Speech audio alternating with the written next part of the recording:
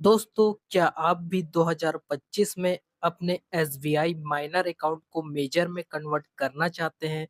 तो आज आप इस वीडियो को कंप्लीट ज़रूर देखिए। आपको सब कुछ इन्फॉर्मेशन इस वीडियो में देखने को मिलने वाली है। आपको किसी भी तरीके से बैंक जाने की ज़रूरत नहीं है। आप घर बैठे ही अपने माइनर अकाउंट को मेजर में कन्वर्ट कर पाएँगे, तो कोई दिक्कत वाली बात नहीं है। बस आपको इस वीडियो को आखिर तक देख लेना है, आपको सब कुछ पूरा प्रोसेस पता चल जाएगा इस वीडियो में, किस तरीके से आप अपने एसबीआई माइनर अकाउंट को मेजर में कन्वर्ट कर सकते हैं। तो अगर आपको इसके बारे में कंप्लीट इन्फॉर्मेशन चाहिए, तो आज आपसे मैं रिक्वेस्ट करता हूँ इस वीडियो को कंप्लीट ज़रूर देखिए। तो चलिए मैं आपको सब कुछ बता देता हूँ स्टेप बाय स्टेप किस तरीके से आप अपने एसबीआई माइनर अकाउंट को मेजर में कन्वर्ट कर सकते हैं। तो वीडियो को काफ़ी ज़्यादा केयरफुली वॉच ज़रूर करें। तो देखिए दोस्तों, क्या होता है कि सबसे पहले तो आप अपना जो एसबीआई का अकाउंट है यहाँ पर किसी भी एज में ओपन करवा लेते हैं। स्कॉलरशिप के नाम से आपका जो एसबीआई अकाउंट है ये काफ़ी जल्दी ओपन हो जाता है स्कॉलरशिप के तहत 14-15 साल में। तो कोई दिक्कत वाली बात नहीं है, आप अपना बैंक अकाउंट तो ओपन करवा लेते हैं, आपको डेबिट कार्ड भी मिल जाता है। जन धन योजना के तहत भी आपके बैंक अकाउंट को खोल दिया जाता है और आपको डेबिट कार्ड बाकायदा प्रोवाइड कर दिया जाता है।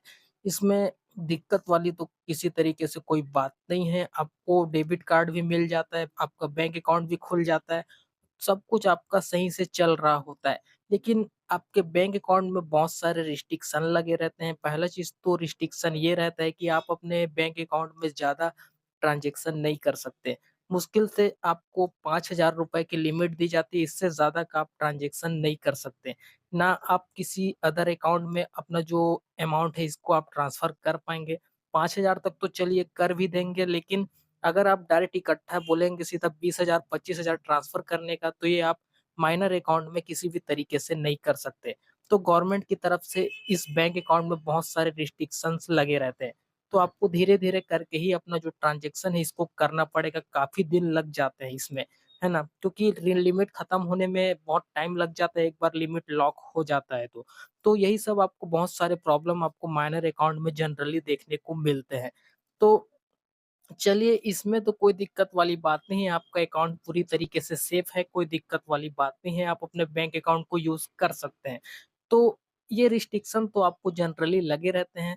तो इसमें क्या है, आप जो अपना डेबिट कार्ड है इसको भी बाकायदा यूज़ कर सकते हैं। आपका बैंक अकाउंट भी कोई दिक्कत वाली बात नहीं है, आप बाकायदा यूज़ कर सकते हैं। लेकिन ज़्यादा ट्रांज़ैक्शन के लिए आप इसको यूज़ में नहीं ले सकते। तो यहाँ तक तो सही है, चलिए आप अपने बैंक अकाउंट को सही से यूज़ कर रहे हैं। आपको ज़्यादा का भी ट्रांज़ैक्शन नहीं करना है, नॉर्मल लेन-देन आप कर रहे हैं, है ना?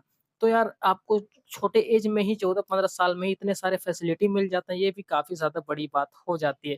क्योंकि यार अगर आपको ज़्यादा फैसिलिटी चाहिए तो इसके लिए आपका 18 साल का ऐज होना काफ़ी ज़्यादा ज़रूरी हो जाता है ना? तो आपको इतने ऐज में ही इतने सारे फैसिलिटी मिल जाती है, तो ये भी आपके लिए बहुत ज़्यादा सहूलियत हो जाता है, कोई दिक्कत वाली बात नहीं है।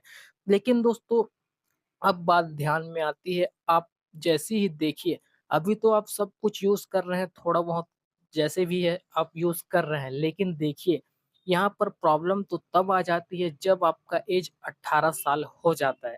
जैसे ही आपका जो ऐज है यहाँ पर 18 साल हो जाता है, आपका जो अकाउंट है यहाँ पर होल्ड कर दिया जाता है। अब आप अपने अकाउंट में किसी भी तरीके का कोई भी ट्रांज़ैक्शन नहीं कर पाते। एक तरीके से आपका जो बैंक अकाउंट है इसको फ्रीज़ कर दिया जाता है।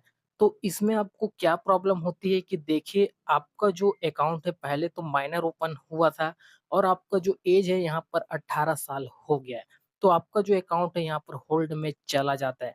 अब आपसे बैंक कहता है कि आप अपने माइनर अकाउंट को यहाँ पर मेजर में कन्वर्ट कीजिए, तभी आपका जो बैंक अकाउंट है यहाँ पर आगे कंटिन्यू आप कर पाएँगे। तो देखिए, इसमें बहुत सारा प्रॉब्लम हो जाता है क्योंकि आपका अकाउंट होल्ड कर दिया जाता है, आप किसी भी तरीके से कोई भी ट्रांज़ैक्शन नहीं कर पाते। तो देखिए, अब आपको ध्यान से समझना है कि आपको क्या करना चाहिए। तो देखिए, अगर आपको अपना जो बैंक अकाउंट है, आपका पहला चीज़ तो माइनर है ना? तो अब आपको इसको मेजर में कन्वर्ट करना है।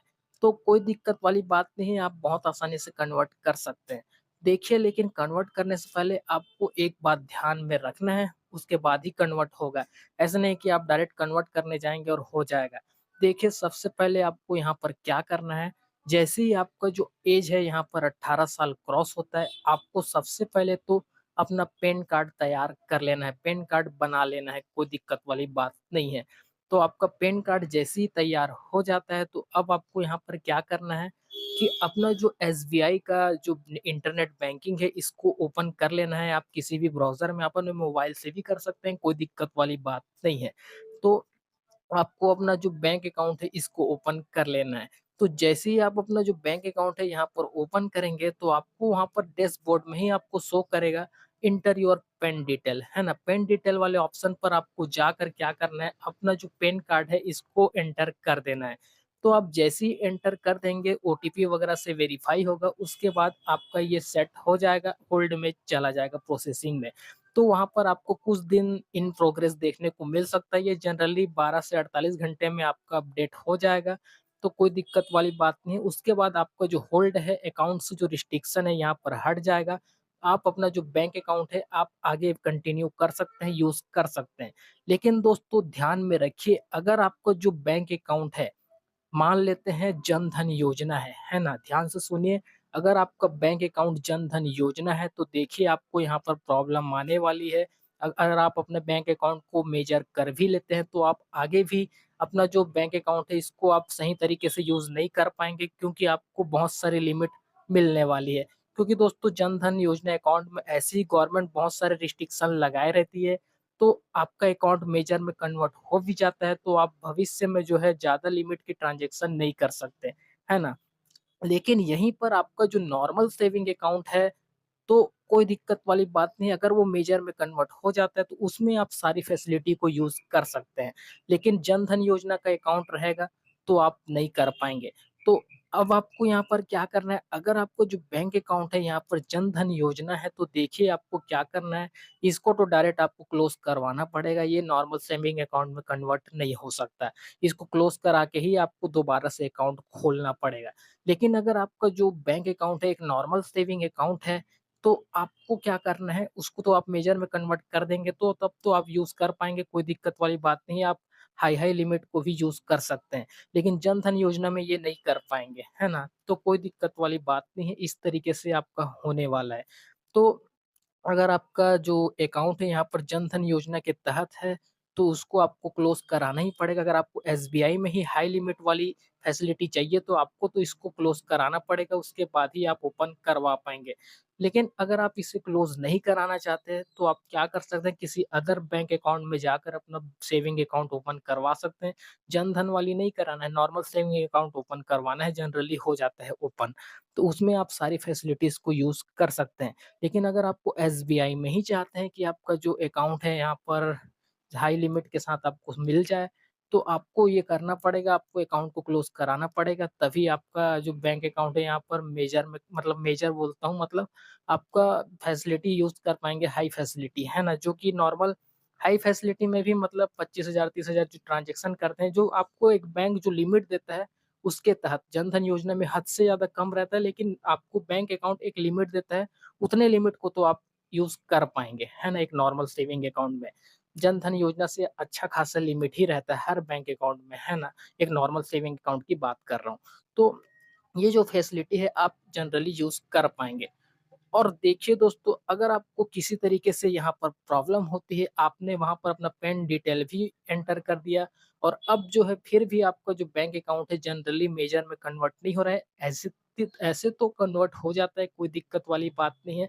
लेकिन बाय चांस अगर कंप्लीट नहीं होता, आपका अकाउंट मेजर में कन्वर्ट नहीं होता, तो आपको क्या करना है, अपने ब्रांच चले जाना है और आपको एक शाखा प्रबंधक को एप्लीकेशन लिख देना है और अपना आधार कार्ड, पैन कार्ड अटैच करके चले जाना है।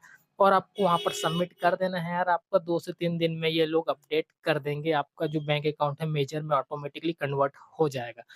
जनरली ये 2 से 3 दिन, अगर ज़्यादा से ज़्यादा लगे तो 5 दिन ही लगना है, उससे ज़्यादा नहीं लगेगा, आपका अकाउंट मेजर में कन्वर्ट हो जाएगा। तो ये जो सिंपल सा प्रोसेस है, आप यहाँ पर सही तरीके से अपनाते हैं, तो आप अपने एसबीआई माइनर अकाउंट को मेजर में कन्वर्ट कर सकते हैं। तो मुझे उम्मीद है आपको सब कुछ A to Z information, complete information इस वीडियो से देखने को मिल गई होगी। फिर भी किसी भी तरीके का कोई भी सवाल या जवाब है, नीचे कमेंट करके आप मुझसे पूछ सकते हैं, आपके कमेंट का मैं रिप्लाई ज़रूर करूँगा। चलिए दोस्तों, हम आपसे मिलते हैं जल्द किसी नेक्स्ट वीडियो में, तब तक के लिए दोस्तों देखते रहें Thanks for watching guys. Bye bye. Have a great day.